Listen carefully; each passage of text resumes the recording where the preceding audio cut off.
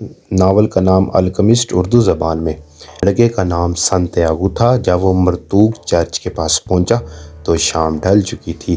اس church کی چھت عرصہ دراز ہوا گزر چکی تھی اور جہاں کبھی پادری کا ممبر ہوتا ہوگا وہ جگہ انجیر کے ایک بہت بڑے درخت نے لے لی تھی۔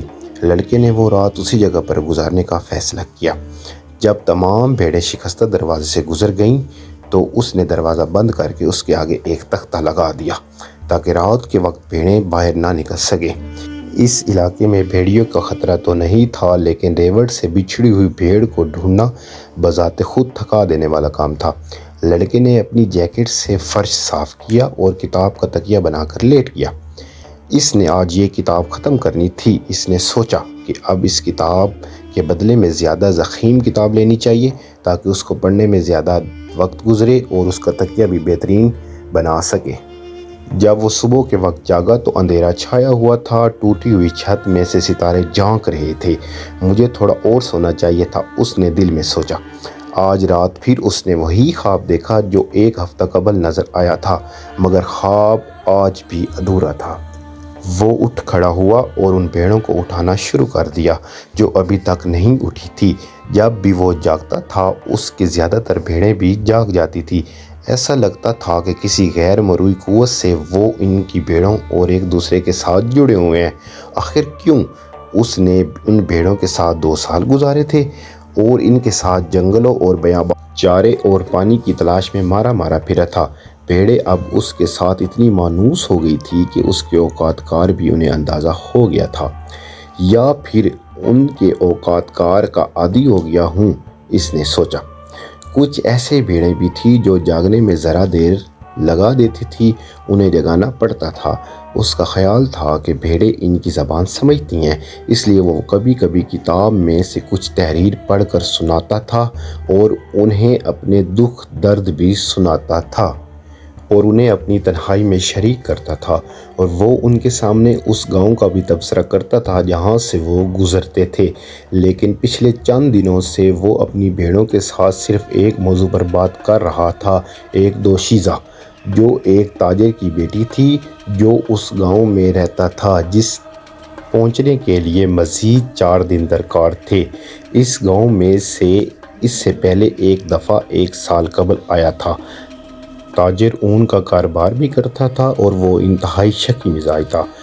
اس کا مطالبہ ہوتا تھا کہ بھیڑ کی اون اس کے نظروں کے سامنے اتاری جائے، اور وہ اس تاجر کے پاس اپنے ایک دوست کے ذریعے پہنچا تھا۔ اس روز دکان پر رش تھا، اس لیے لڑکے کو انتظار کرنا پڑا۔ وہ دکان کی سیڑھیوں پر بیٹھ گیا اور اپنے تھیلے میں سے کتاب نکال کر پڑھنے لگا۔ مجھے نہیں معلوم تھا کہ چرواہے بھی پڑھنا جانتے ہیں، عقب سے لڑکی کی مترنم آواز آئی۔ لڑکی انڈلس کی بے مثال خوبصورتی کا مکمل نمونہ تھی۔ سیاہ لہراتے بال، گہری خوبصورت آنکھیں میں عرب نقوش کی جھلک تھی۔ جی ہاں، لیکن میں نے کتاب کی نسبت اپنی بھیڑوں سے زیادہ سیکھا ہے، اس نے جواب دیا۔ اگلے 2 گھنٹے تک وہ ایک دوسرے کو اپنے حالات سناتے رہے۔ تم نے پڑھنا کیسے سیکھا؟ لڑکی نے استغفار کیا۔ جیسے سب پڑھنے والے سیکھتے ہیں اسکول میں۔ اگر تم پڑھنا جانتے ہو تو تم بھیڑوں کو کیوں چراتے ہو؟ لڑکا کچھ بڑبڑایا تاکہ لڑکی نہ سمجھ سکے۔ وہ لڑکی کو اپنے سفر کی کہانیاں سناتا رہا، جنہیں سن کر لڑکی کی گہری آنکھوں میں حیرت اور خوف کا ملا جلا تاثر تھا۔ لڑکا دعا مانگ رہا تھا کہ وقت تھم جائے یا پھر لڑکی کا باپ مزید مصروف ہو جائے اور اسے لڑکی کے ساتھ کچھ مزید وقت گزارنے کا موقع مل جائے، لیکن ان کی دونوں دعائیں قبول نہ ہوئیں اور تاجر نے اسے 4 بھیڑوں کی اون اتارنے کو کہا۔ جب وہ فارغ ہوا تو بیوپاری نے اسے پیسے دیتے ہوئے کہا کہ وہ اگلے سال پھر آئے، اور اب 4 دن بعد وہ دوبارہ اس گاؤں میں ہوگا۔ وہ اس بات پر مسرور بھی تھا، لیکن اس کے دل میں کسی خانے میں خوف بھی چھپا ہوا تھا، کہیں لڑکی اسے بھول ہی نہ چکی ہو۔ آخر کار اس کے علاوہ بھی بہت سے چرواہے وہاں سے گزرتے ہوں گے، مجھے اس کی زیادہ فکر بھی نہیں ہے، اس نے اپنی بھیڑوں سے کہا، اور میں اور بھی کئی لڑکیوں کو جانتا ہوں۔ لیکن اس کا دل اس کے ساتھ نہیں تھا۔ وہ ابھی بھی تاجر کی دکان کی سیڑھیوں پر اٹکا ہوا تھا۔ چرواہوں، پھیری والوں اور ملاحوں کے دل کہیں نہ کہیں ضرور اٹکے ہوتے ہیں۔ کہیں نہ کہیں کوئی ایسا ضرور ہوتا ہے جس کے ساتھ ان کا دل ہوتا ہے، جو ان سے ان کی خوشیاں اور سیاحت کا لطف چھین لیتا ہے۔ سورج نکلنے والا تھا، اس نے اپنے ریوڑ کو مشرق کی طرف موڑا۔ انہیں کبھی فیصلہ کرنے کی دقت نہیں اٹھانا پڑتی، شاید اس لیے یہ میرے اتنا نزدیک رہتی ہیں، اس نے دل میں سوچا۔ صرف چارے اور پانی کا اصول ہی ان کی زندگی کا مقصد ہے۔ جب تک میں انہیں انڈلس کی بہترین چراگاہوں میں لے جاتا رہوں گا، یہ میرے ساتھ رہیں گی۔ ان کے دن ہمیشہ ایک جیسے ہوتے ہیں، طویل اور نہ ختم ہونے والے۔ انہیں صرف چارے اور پانی سے مطلب ہوتا ہے، اور بدلے میں وہ نہایت سخاوت سے ہر سال اون دیتی ہیں، اور زندگی میں ایک بار گوشت بھی۔ اگر میں ان کو ایک ایک کر کے ذبح کرنا شروع کر دوں تو ان کو اس وقت احساس ہوگا جب میں آدھے سے زیادہ ریوڑ کو ذبح کر چکا ہوں گا۔ یہ اپنی جبلت پر انحصار کرنا بھول گئی ہیں، وہ جبلت جو انہیں خطرے سے آگاہ کرتی ہے۔ یہ مجھ پر اس لیے بھروسہ کرتی ہیں کیونکہ میں انہیں کھلواتا ہوں، پلواتا ہوں۔ لڑکے کو اپنی سوچ پر حیرت ہوتی ہے۔ شاید یہ بیابان چرچ کا اثر تھا کہ اس کی سوچ میں اس قدر قنوتیت آ گئی۔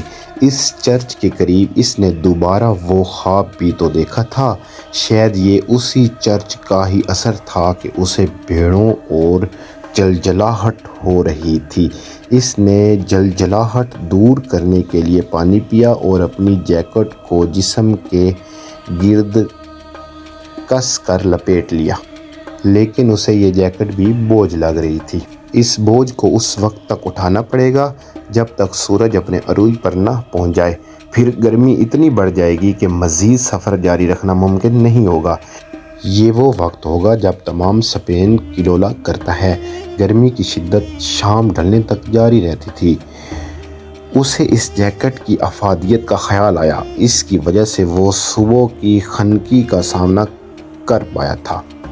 جیکٹ کا بھی ایک مقصد تھا، جیسے کہ اس کی زندگی کا مقصد تھا۔ اس کی زندگی کا مقصد تھا سیاحت۔ اسپین میں 2 سال تک آوارہ گردی کرنے کے بعد اسے اس دفعہ اس کا ارادہ تھا کہ وہ تاجر کی بیٹی کو بتا دے گا کہ ایک چرواہے نے لکھنا پڑھنا کیسے سیکھا۔ 16 سال کی عمر تک اس نے مدرسے میں تعلیم حاصل کی تھی۔ اس کے والدین کی خواہش تھی کہ وہ پادری بنے تاکہ پورا خاندان اس پر فخر کر سکے۔ وہ خود سخت محنت کرتے تھے، صرف 2 وقت کی روٹی کے لیے، بالکل اس کی بھیڑوں کی طرح۔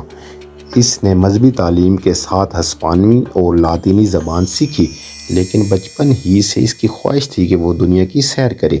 یہ مقصد اس کے نزدیک خدا کو جاننے اور پادری بننے سے زیادہ اہم تھا۔ ایک دوپہر اس نے اپنے تمام تجربات جمع کر کے اپنے باپ کو اپنی اس خواہش سے آگاہ کیا تھا۔ ہمارے گاؤں میں پوری دنیا کے سیاح آتے ہیں، وہ کسی نئی چیز کی تلاش میں آتے ہیں، اور جب واپس جاتے ہیں تو بالکل ویسے ہی ہوتے ہیں جیسا کہ وہ یہاں آنے سے پہلے تھے۔ اس کے باپ نے اسے سمجھاتے ہوئے کہا، وہ اس پہاڑ پر چڑھنے کی مشقت صرف اس لیے جھیلتے ہیں۔ اس کے باپ نے پہاڑ کی طرف اشارہ کرتے ہوئے اپنی بات جاری رکھی، تاکہ وہ جھیل کا نظارہ کر سکیں، اور جب وہ یہاں سے جا رہے ہوتے ہیں تو ان کا خیال ہوتا ہے کہ وہ ماضی حال سے کتنا بہتر تھا۔ ان کے چاہے سنہرے بال ہوں یا وہ گدمی رنگت کے ہوں، وہ ہمارے جیسے انسان ہی ہیں، اور جہاں وہ رہتے ہیں وہ جگہ بھی ہماری اسی زمین جیسی ہی ہے، لیکن میں پھر بھی ان کے شہروں کو دیکھنا چاہتا ہوں جہاں وہ رہتے ہیں۔ لڑکے نے اصرار کیا۔ ان کی خواہش ہوتی تھی کہ کاش وہ ہمارے خوبصورت علاقے میں ہمیشہ رہ سکے۔ باپ نے کہا، مگر میں ان کا علاقہ اور ان کی بودا باشت دیکھنا چاہتا ہوں۔ لڑکے نے جواب دیا، مگر سیاحت کے لیے تو کافی پیسہ درکار ہوتا ہے، اور ہمارے پاس صرف 2 وقت کی روٹی ہے۔ ہمارے ہاں تو صرف چرواہے نئی چرواہوں گاہوں کی تلاش میں سیاحت کر سکتے ہیں۔ باپ نے بیٹے کو سمجھاتے ہوئے آخری کوشش کی، تو پھر چرواہا بنوں گا تاکہ اپنے ریوڑ کو پورے اسپین میں لے کر پھروں۔ لڑکے نے فیصلہ کن لہجے میں جواب دیا، باپ نے مزید بحث کرنا فضول سمجھا۔ اگلے دن اس کے باپ نے اس کے سامنے سونے کے 3 سکے رکھے۔ یہ مجھے کئی سال قبل راستے سے ملے تھے، میں نے اس کو سنبھال کے رکھ دیے تھے، ایک دن تمہارے کام آئیں گے۔ اب تم ان سے بھیڑیں خرید لو اور اپنا شوق پورا کرو، مگر ایک دن تمہیں احساس ہوگا تم نے جس علاقے کو چھوڑ کر جا رہے ہو وہ دنیا کا سب سے خوبصورت ترین علاقہ ہے۔ جب اس کا باپ اسے اپنی دعاؤں سے رخصت کر رہا تھا تو اپنے باپ کی آنکھوں میں بھی ایک دبی ہوئی خواہش نظر آئی، دنیا دیکھنے کی خواہش۔ اس نے اس خواہش کو دبانے میں عمر گزار دی تھی، مگر وہ خواہش اب بھی ان کی آنکھوں سے عیاں تھی۔ یہ خواہش 2 وقت کی روٹی کی تلاش کے نیچے دبی ہوئی ضرور تھی، مگر اب بھی زندہ تھی۔ فلک پر صبح کی سرخی کے پیچھے سورج آہستہ آہستہ نکل رہا تھا۔ لڑکے اپنے اور باپ کے درمیان ہونے والی بحث کو یاد کر رہا تھا۔ وہ اپنے فیصلہ پر مطمئن تھا اور اب تک کئی خوبصورت مقامات سے گزر چکا تھا۔ اس کی ملاقات کئی لوگوں سے ہوئی جن میں سے بہت کچھ سیکھا تھا۔ وہ بہت سی عورتوں سے بھی ملا، مگر ان میں سے کوئی بھی اس جیسی نہیں جس سے اس نے چند دن بعد ملنا تھا۔